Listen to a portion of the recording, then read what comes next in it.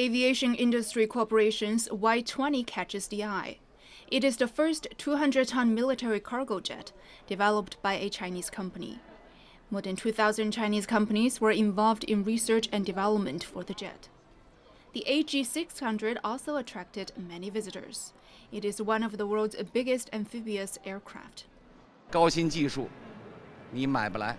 Advanced technology can't be bought, it can only be developed. We are working to innovate in the areas of basic technology, product technology, and application technology.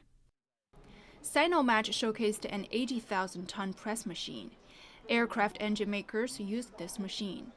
It took dozens of years to overcome technical problems and build an international brand that the whole world wants. China Railway Engineering Group showcased one of the world's biggest boring machines. One of its benefits is that it can also be controlled remotely. 郑月，上海 Live。